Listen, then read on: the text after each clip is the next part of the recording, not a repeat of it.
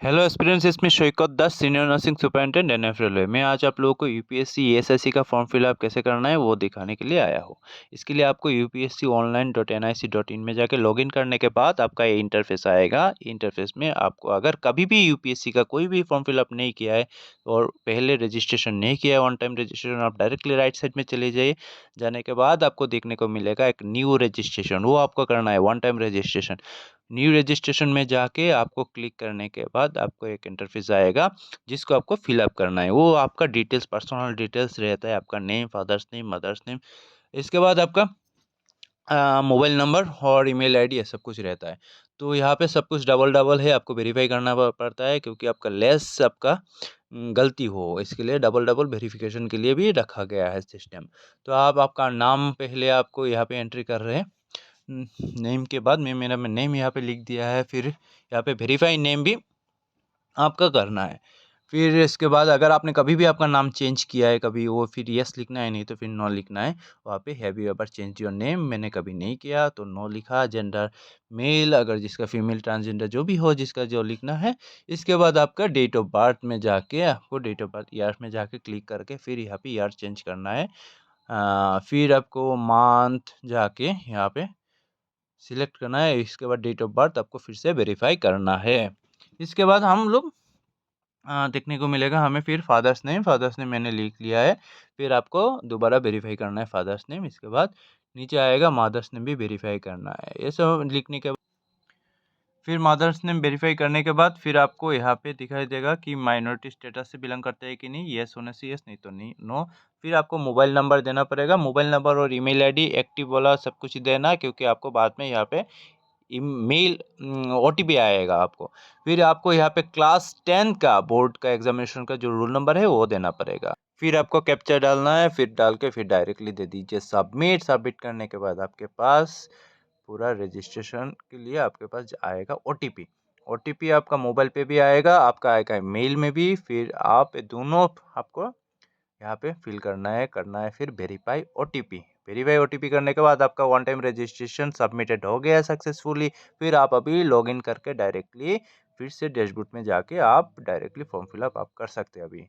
फिर application for nursing officer में यहाँ पे मैंने क्लिक किया। करने के बाद मेरे पास अभी ये इंटरफेस आया। आने के बाद मैंने मेरा मोबाइल नंबर डाल के ओटीपी मेरा मोबाइल नंबर में जो आया है वो डाल के मैंने फिर ये इंटरफेस आएगा आपको ओटीपी डालने के बाद, लॉगिन करने के बाद। इसके बाद आपको डायरेक्टली जाना है लेटेस्ट नोटिफिकेशन में। ऊपर में जाके ग्रीन कलर में लेटेस्ट नोटिफिकेशन में जाने के बाद आप देख लीजिए वहाँ पे आया है nursing officer employ state insurance corporation.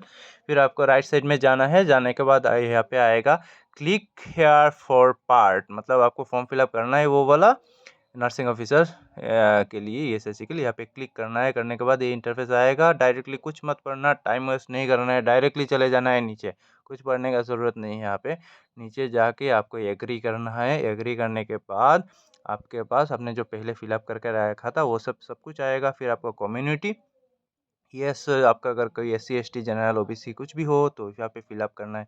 आप किसी भी कम्युनिटी से बिलोंग करते हैं जनरल को छोड़ के, तब तो आपको यहाँ पे सर्टिफिकेट नंबर देना पड़ेगा। सर्टिफिकेट नंबर के साथ साथ आपको यहाँ पे जो सर्टिफिकेट आपका जो जो certificate SC ST OBC EWS जो सर्टिफिकेट आपका जिसने इशू किया है उनका डेजिग्नेशन लिखना पड़ेगा, डीएम हो एसडीएम हो। इसके बाद कौन सा स्टेट से आप सर्टिफिकेट आपका कौन सा स्टेट का है वो भी आपको लिखना पड़ेगा। मैं त्रिपुरा से हूँ, फिर मैंने यहाँ पे त्रिपुरा सिलेक्ट कर दिया।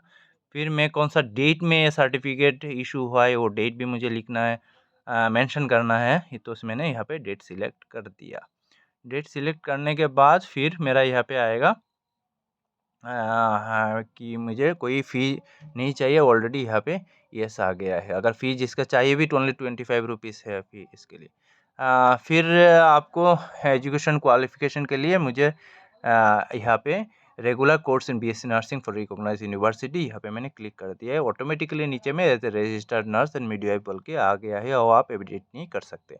इसके बाद आएगा आपका एड्रेस। एड्रेस आपका विलेज, पोस्ट ऑफिस, इसके बाद आपका पीएस, ये सब कुछ आपको फिलअप करना है। आपका जो जो एड्रेस है, इसके लिए मैं इतना डिटेल्स नहीं बता रहा हूँ। जस्ट आप एड्रेस यहाँ पे 3 कॉलम देके रखा है, तीनों आप फिलअप कर दीजिए। किसी जगह पे विलेज लिखिए, किसी जगह पे पीएस लिखिए। इसके बाद नीचे में मेरा विलेज है गोविंदपुर, GOVINDAPUR गोविंदपुर मैंने यहाँ पे लिख दिया।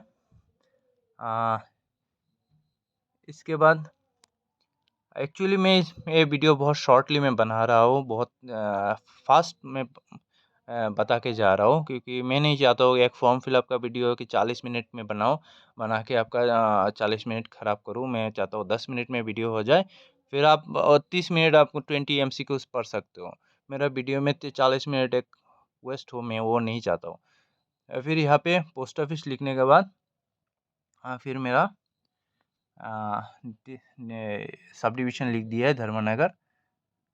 इसके बाद स्टेट भी आएगा, डिस्ट्रिक्ट आएगा, दोनों सिलेक्ट कर दिया। मेरा स्टेट पहले बताया था त्रिपुरा है, डिस्ट्रिक्ट है नॉर्थ त्रिपुरा। ऐसा फिर ओके करने के बाद मेरा यहाँ पे एक इम्पोर्टेंट पॉइंट आता है। यहाँ पे बहुत लोगों ने गलत करके मुझे कॉल किया है कि यहाँ पे क्लेमिंग एज रिलैक्सेशन, अगर आपको क्लेम करना है तो आपको यस करना पड़ेगा। आपका अगर एज 30 के ऊपर हो गया है तो आपको यस करना पड़ेगा, अगर आप क्राइटेरिया में आते हैं। यस करने के बाद यहाँ पे आता है कि आप कौन सा कोड डालेंगे। वहाँ पे क्लिक करने के बाद आया है SC का, एक्स सर्विसमैन का, ST का, ये सब आएगा।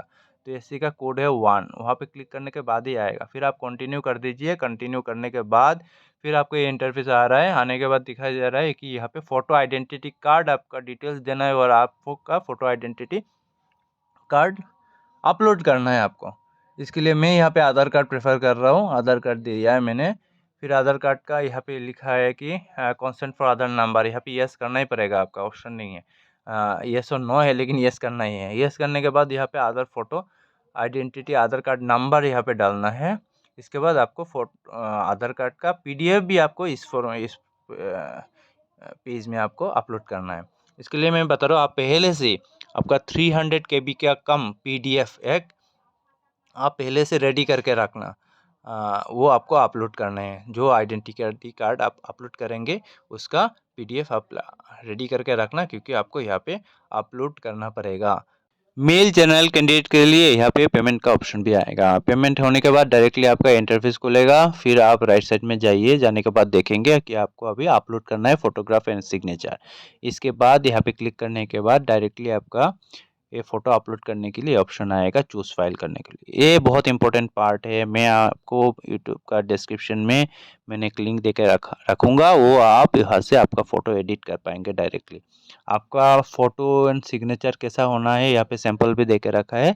हम लोग नीचे अगर जाएंगे फिर देख पाएंगे कि फ़ोटो आपका ऐसा होना है। आपका फ़ोटो में नेम होना पड़ेगा, फ़ोटो का फोटोग्राफ का डेट होना पड़ेगा, फिर आपका सिग्नेचर क्लियर होना पड़ेगा, फिर ब्लर नहीं होना है सिग्नेचर, और फोटो बहुत छोटा भी नहीं होना है। ठीक है। इस फोटो या सिग्नेचर के लिए यूपीएससी बहुत सारा फॉर्म रिजेक्ट करता है। ये बहुत सीरियसली आप यहाँ पे अपलोड करना। कोई दिक्कत हो तो मुझसे कांटेक्ट करिए, मैं आपको गाइड कर दूंगा कैसे फ़ोटो अपलोड करना है।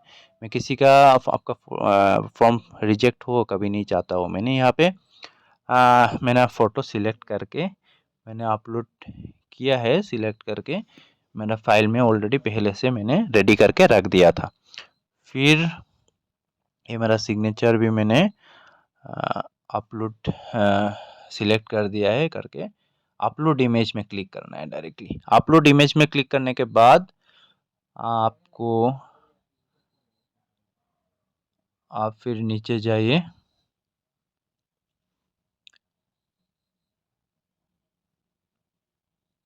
फिर धीरे आपको अपलोड हो गया, आपका फ़ोटो ऐसा दिखाई देगा। अगर आप दिखाई दे रहा है कि आपका फ़ोटो यहाँ पे जैसे हम लोग सैंपल मांगा है ऐसा नहीं हो रहा है, देन आप वो मत करिए अपलोड। ठीक है। क्लियर सिग्नेचर दिखाई दे रहा है, फ़ोटो भी क्लियर है। फिर आप अभी कंटिन्यू क्लिक कर सकते हैं। कंटिन्यू में क्लिक करने के बाद देखिए ग्रीन हो गया फ़ोटो एंड सिग्नेचर अपलोड। अभी एक ऑप्शन बाकी है, लास्ट ऑप्शन, वो है आपका सेंटर। जल्दी जल्दी फॉर्म फिलअप करिए और सेंटर भी आप जल्दी सिलेक्ट करिए, क्योंकि जितना जल्दी सिलेक्ट करेंगे आपको वही सेंटर आपको मिलेगा। सेंटर सिलेक्ट में जाके मैंने सिलेक्ट में क्लिक किया। फिर मैंने डायरेक्टली मैं जो चाहता हूँ जहाँ पे जाके एग्ज़ाम दो वहाँ पे सिलेक्ट कर दिया। मैंने सिलेक्ट किया दिशपुर। फिर आपको एक डिक्लेरेशन देना है कि आपने जो दिया है सब करेक्ट है, कोई भी इनकरेक्ट फॉल्स आपने इन्फॉर्मेशन नहीं दिया है। फिर ये सब एक डिक्लेरेशन है यहाँ पे। फिर आपका डिक्लेरेशन का नीचे में ग्रीन कलर का एक एग्री का बटन है, एग्री में जाकर डायरेक्टली एग्री कर दीजिए। फिर आपका फॉर्म फिलअप कंप्लीट हो गया है। आप अभी आपका फॉर्म फिलअप का प्रिंट निकाल सकते हो या फिर पीडीएफ में सेव करके रख सकते हो। देख सकते हो आपका पूरा फॉर्म फिलअप है यहाँ पे क्लिक करने के बाद। प्रिंटर अवेलेबल होने से आप प्रिंट भी निकाल सकते हो। अभी आप यहाँ पे देख सकते हो पार्ट 1 पार्ट 2 सब कुछ ग्रीन कलर आ गया है, कंप्लीट हो चुका है। राइट साइड में आपका ब्लू पार्ट में जाके क्लिक करके आप आपका फॉर्म फिलअप भी देख सकते हो, पूरा फॉर्म जो फिलअप हुआ है देख सकते हो। All the best my dear aspirants, please subscribe my channel and press like button.